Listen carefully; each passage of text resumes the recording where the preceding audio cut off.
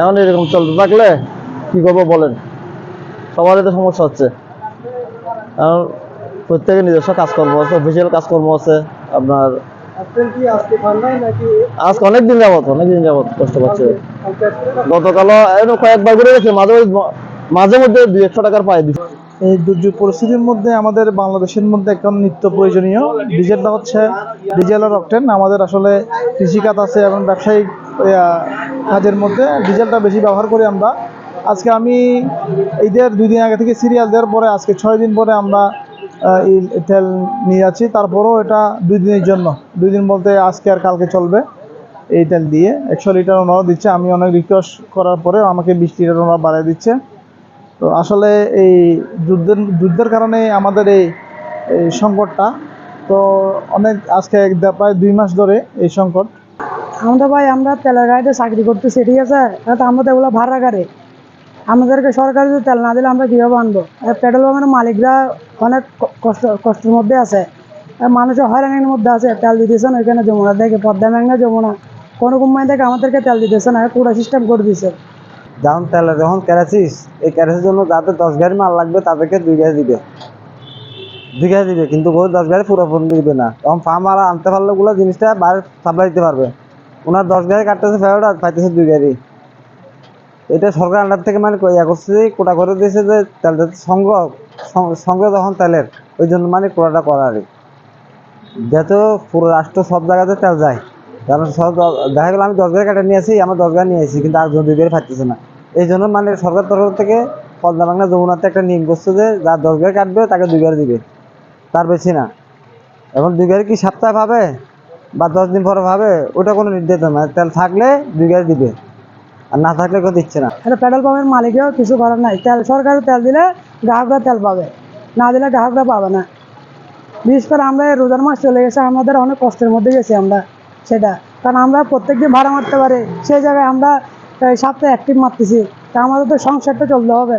তারপরে আমরা সরকারের পরবর্তী পদক্ষেপের আশায় বসে আছি সেটা, যে সরকার যদি জিনিসটা যদি কি ভালো করে দেখতো। আমি যাত্রা করছি মাইনি থেকে, বোট নিয়ে আসি রাঙ্গামাটি থেকে গাড়ি পুরে এখন চট্টগ্রাম উদ্দেশ্যে রওনা দিচ্ছি। তো আমার রাঙ্গামাটি বোট নিয়ে আসতে অনেক সমস্যা হয় তেলের জন্য। আমরা কৃষকেরা তেল পায় না, খেতে পানি দিতে পারে না, বোটওয়ালা বোট চালাতে পারছে না তেলের জন্য। গাড়িওয়ালা রাঙ্গামাটি থেকে ঘুরতে ঘুরতে এখানে রানিয়ার তেল পাইছি। ওই তেলের সংকটগুলো আমাদের রাঙ্গামাটি একবারও বেশি সমস্যা দেখা দিচ্ছে, তেলের সংকট। এমনি আমি যেদিকে গিয়েছি তেল সংগ্রহ করার চেষ্টা করেছিলাম, কোথাও পাই নাই। তবে এক জায়গাতে কিনেছি 150 টাকা করে, একটা লোকাল দোকান থেকে। পাম্প থেকে আমি এখনো তেল ক্রয় করতে পারিনি, সেগুলো দিয়ে চলতেছে। তবে এখানে একটা দুঃখের বিষয় যে তেল আমাদের এখানে যতটুকু সংকট, তার চেয়েও মনে করি আমি কৃত্রিম সংকটটাই হয়েছে। আমি অনেককে বলতে শুনেছি তার ট্যাঙ্কি লোড, তার মানে সে প্রত্যেক দোকান থেকে দু একটা করে তেল সে লোড করেছে। আমি মনে করি আমরা যদি ওইরকম না করতাম তাহলে তেলগুলো আমরা সবাই ব্যবহার করতে পারতাম। নিয়মিত আমরা এখানে তেল দিয়ে সরকার আমাদেরকে দিত, আমরা দিয়ে যেতাম। এখন যেমনে সামনে তো ঈদ পড়ছে, এই ঈদের দিনে একটু চাহিদা বেড়ে গেছে। তো আসলে তেল কোম্পানি আগে যে মিলে আমাদের তেল দিত, এখন সেই মিলে দিচ্ছে। কিন্তু বড় ব্যাপার হইলো চাহিদা বেড়ে গেছে। যেমন আগে যে 1 লিটার নিয়ে সারতো, এখন ওনার 3 লিটার 5 লিটার লাগে, না দিলে ঝগড়া বিবাদ করতে চায়। তো এখানে তেলের একটু ওইভাবে একটু চাহিদাটা একটু বেশি, যার ফলে দিতে হচ্ছে। আর ঈদের দিনে মানুষ তো এদিকে ঘোরাফেরা একটু বেশ করে আত্মীয় স্বজনের বাড়িতে, এখানে আসলে এখানে গাড়ির পরিমাণটা একটু বেশি। সেক্ষেত্রে তেল কোম্পানির তো একটা কোটা আছে, কোটার মধ্যে যেগুলা আমাদেরকে দিচ্ছে আমরা এগুলা সার্বক্ষণিক চেষ্টা করে দিয়ে দিতে, আমরা দিয়ে যাচ্ছি। তবে একটু চাহিদা বেশি, যার ফলে হয়তো দিতে দিতে বন্ধ হয়ে যায়, আবার আসার সময় পর্যন্ত একটু অপেক্ষা করতে হয়। তাই আসলে এরকম কোনোদিন হয় নাই। এখন যা দেখছি যে বিভিন্ন পাম্পে এভাবে গাড়ির দীর্ঘ লাইন দাঁড়িয়ে থাকে, হয়তো দিতে দিতে দেখা যায় যে অনেক গাড়ি পাচ্ছে না তেল। তো এগুলা বিভিন্ন মাধ্যমে খবর নিয়ে দেখা যাচ্ছে যে ওখানে ওই পাম্পে তেল আসছে, এইখানে এসে বীর জামাই। তো বীর জামাইলে তো যতক্ষণ আছে ততক্ষণ তো দিতে হয়। তো দিতে দিতে এগুলো শেষ হয়ে যায়। যেমন কোটা যেটা এটা হয়তো দেখা যাচ্ছে যে আমার 4 দিনের 5 দিনের তেল দিছে তেল কোম্পানি, কিন্তু এটা দীর্ঘ সারির কারণে দিতে গিয়ে সব একদিনে শেষ হয়ে যায়। আর যারা প্রয়োজনীয় তেল নিত আগে, যে সমস্ত গাড়ি 1 লিটার নিত, এখন আর 5 লিটার লাগে, না দিলে একটা ঝগড়া বিভেদ করতে চায়। তো ওই জন্য দিতে হচ্ছে।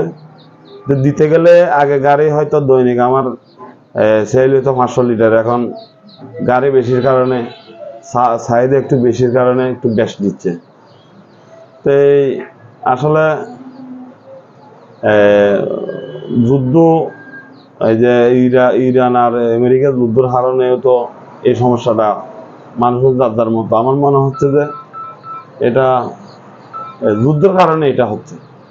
আসলে আমাদেরকে তেল কোম্পানি কোনোদিন ফিরিয়ে দেয় নাই, কিন্তু ইতিমধ্যে তেল কোম্পানি আমাদেরকে চাহিদাটা পূরণ করতে পারতেছে না, চাহিদাটা পূরণ করতে পারতেছে না। আগের নিয়মে দিচ্ছে কিন্তু ঠিক আছে, কিন্তু আগের চেয়ে তো এখন চাহিদা বেশি। তো যার ফলে এখন আমি দোষ কাদেরকে দেবো? আমরা যতক্ষণ আছি, তাহলে যতক্ষণ আছে ততক্ষণ দিয়ে যাচ্ছে, এই হলো কথা। আর আমরা তো নির্ধারিত মূল্যেই বিক্রি করি, আমাদের কোনো 1 পয়সা বেশ নেওয়া বা চাওয়ার কোনো সুযোগ নাই, দেওয়ার কোনো সুযোগ নাই। আমাদের মেশিনে প্রাইস লেখা আছে, বাস নিয়ে যাচ্ছে। তাই আপাতত অকটেন নাই। আজকে ডিজেল আসছিল, ডিজেলগুলো দিয়ে দিচ্ছে। তো উনি আসছে, ইয়াটা নিছে, ফেসটা নিছে, তো আমরা নিয়মিত দিয়ে যাচ্ছি এবং নিচ্ছে। তাই আপনারা তো দেশের সেবা করার জন্য এটা একটা সচেতনামূলক আপনারা পর্যালোচনা করছেন, এটার জন্য আমাদেরকে ধন্যবাদ। তবে তেল কোম্পানি যথেষ্ট চেষ্টা করছে যে সমস্যাটা দূর না হওয়া পর্যন্ত আপনারা একটু কি করেন, শৃঙ্খলা বিধি মেনে নিয়ে চলেন, আপনারাও সহযোগিতা করেন, আমাদেরকে বলে। তা আমরাও তো চেষ্টা করছি যে দিতে চাচ্ছি যে কোনো রকম 1 লিটার আগে আগে 1 লিটার যে পড়তো এর দিতে চাচ্ছি 1 লিটার, কিন্তু নিচ্ছে না। হ্যাঁ বলে যে আমার লাগবে, আমার ঈদে আত্মীয়স্বজনের বাড়িতে দিতে হবে, আমার 5 লিটার লাগবে, দিতে হবে, আবদার রাখতে হবে, দিতে হবে, কি আছে করার।